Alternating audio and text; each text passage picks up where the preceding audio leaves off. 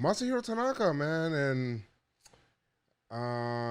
we officially, we kind of knew it. We seen the writings on the wall, man. We did, and um, we kind of seen Tanaka. Tanaka has left us officially and has gone over to the Rakuten Golden Eagles. There were other teams that were willing to pay him, and he was like, you know what? If I can't be a Yankee, I just want to go home. And he took his ball and went home. That shit's crazy, bro. But love Tanaka, man. Just awesome. Some fucking clown wrote a article talking about, yeah. Ooh, you suck. I'm not even gonna mention where it's from, but yeah, it's talking about like, oh, he didn't live up to his contract. Shut up, bro. Come on now. Like he did. He gave the Yankees what he could. He pitched with a partially torn UCL. Okay, and I just want you guys to maybe share your favorite Tanaka story, because I know. I mean, I'll wait. I'll talk about mine, but I just want to know what your favorite Tanaka story is, or your favorite start from him, or whatever it is. Like, let me know what you guys feel. I got them. I got two quickly. The last one I can remember was September 19th, 2019. Okay. The Yankees won 9-1, and I'm pretty sure we clinched the 2019 American League Championship, and Tanaka pitched that day, and I wore my 19 jersey. There was just, I'm a universe numbers person. There was just a lot of synergy, connectivity there. But for me, man, Tanaka was signed in 2014, going into that 2014 season, and that was the year I got picked to be in the fan cave. So I bought this jersey that year. Like, if you can pick one player on the team to get a jersey, I was thinking about getting a young Gervis Solarte, but I went with the Tanaka instead.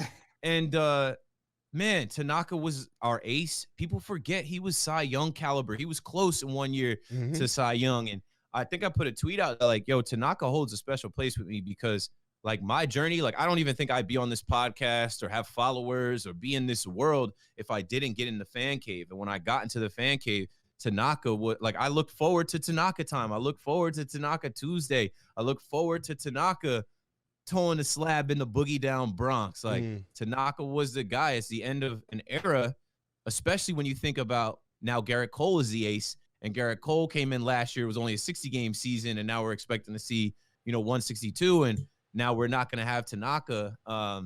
It's crazy. I love Tanaka almost like I knew him. He's a rock star in Japan. This guy is going back home to get paid and continue his legend.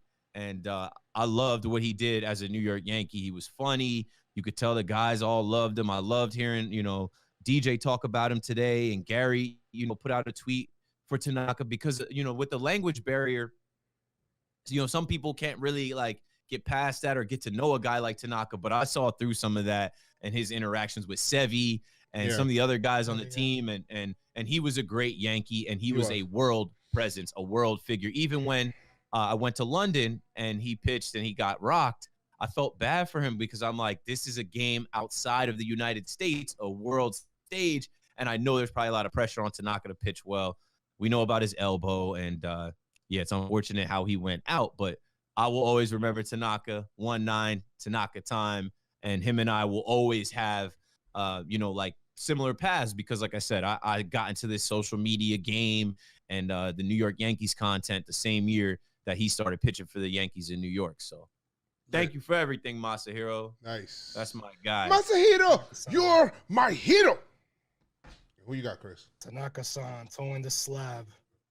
2014 was a pretty good year because I think was it a year before that or maybe 2 years prior to that we didn't get Yu Darvish, and he went to Texas or something. It was a year before. It was around that 2013. Time. I think Darvish came in. And Joe and I was following Yu Darvish since he was like a kid, and then we saw him in the what do you call the World Baseball Classic? Yeah. Then obviously we start hearing about Masahiro Tanaka and how he's a superstar over there in Japan, similar to Matsui. So it's like that's dope. And then we got him. I was like, oh shit, we got Masa. So he already came with so much attention. Yeah. I remember 2015, the wild card game against Houston, and he got rocked. Yeah, I was there. And I don't know. And then after that, I don't know. He just never really like sucked in the postseason, right? Like he's just been masterful. And my best memory, I think, is Joe, similar to Joe's, but I can't escape that because it's 2017, and we needed that game, and he pitched one of the best games of his life, and it was in the biggest stage as well. And I always remember when, I think it was less than 2 outs, and there's a man on third. I think it's a tie and run. Correct me if I'm wrong. And he just nutted up, man. And Sanchez telling him to throw those breaking balls, throw that splitter, and just that excitement. He's not really known to be screaming and yelling and pumping his fist. Yeah. But, we saw that, and it was just dope, man. And I said it before. It's just trash that we didn't get far with him. It's trash that we didn't see him in the World Series. I just we were robbed of that. Lucky Houston, but yeah, man. I'm gonna miss Tanaka. Dope that he's going back home, and hey, maybe there's a way. Maybe we could bring him back. You never know. Might be back. Maybe. I mean, they did that with Kuroda. Maybe. So yeah, it's funny you say that because I was like, yo, did Kuroda go back to Japan and then come back? He did some shit like that where they brought him back. Yeah, it was something along those lines. Yeah, there was something on. But yeah, man. Masa. I mean, and people give him shit for that first playoff. Masa. People give him shit for that first playoff performance, man, but he didn't really actually get rocked. He gave the Yankees every chance to win in that game. He didn't pitch lights out crazy, but he gave the Yankees a chance to win against the Astros team in that wild card game. But the fact of the matter, the Yankees didn't hit that night, so it didn't even freaking matter. They got Keuchel when Keuchel was Keuchel, and I will. Weird. That's that same game. Game 3 ALDS, a game we fucking needed so bad, and Masahiro Tanaka nutted up, bro. He came out, and when he got his game face on, he don't want to smile, bro. He gives up a hit and he's upset, and dude was dealing. He was getting double. I think he had like 3 double plays that night. I don't something like that. 3 double plays getting in, just navigating through that line. That's a nasty ass Houston lineup because they know what's coming. And I mean not Houston, my bad. That was the Indians. The Indians, that was a nasty ass Indians lineup because that year they won like 20-something games, 22 games, and they was up 2-0. Yeah. And the Yankees came back with their tail between their legs, back to Yankee Stadium. I remember I was in the stadium that night. I got in. I was lucky. I was sitting in my section around 105. And I remember the nerves in that stadium. I'm like, man, we may get swept.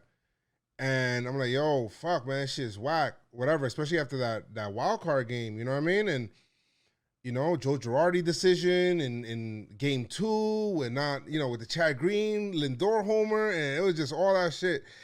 And then Tanaka came out and told the team, I got you. And bro, he pitched a fucking gem that still gives me goosebumps to this day, where even when that, like Chris said, that runner got on third, and we all know Gary for his troubles. And Gary's like, him and Gary were on the same page, bro. You could tell. They're looking, I looked at the game. I watched that game over and over again so many other times because I wanted to relive that game, me being at the stadium. But I still remember them looking at each other. And then after Gary calling that split with him on third, with, I think, who was it? With Ramirez up and this guy on third. And him calling that split and Gary just blocking it in the dirt. And I'm like, whoa, let's fucking go. I get so hyped with that shit. And he shuts them down. And Greg Bird, away we go. We had some great defensive plays with Judge freaking safe home run. Like, that shit was an awesome game. And even the game against the Astros, too, where the Yankees again were down. Came back to Yankee Stadium, Tanaka's like, okay, we're down again. So what? Let's go. I got you. And he pitched a fucking gem game, bro. So, gotta love Tanaka. You could tell how much Gary loved him. You could tell, you know, that's why people are like, oh, I don't know if Gary should catch Tanaka. I'm like, bro, if anything, Gary should catch Tanaka. That's his guy. Like, you could tell that they always been friends. And him and Severino always act silly with each other. And, man, we're going to miss him saying pizza, man. Pizza! That's what Gary says. So there was a video, YouTube video, look it up. One of those Yankee commercials where Tanaka says something to his translator. The translator says something, you know, in English to Gary's translator. Gary's translator says something in Spanish to Gary, and it was like that, like kind of like a game of telephone. So that's pretty cool. But wish nothing but the best for freaking Tanaka, man. You're the man. Yeah, no more tissues. Tanaka, we miss you. We love you.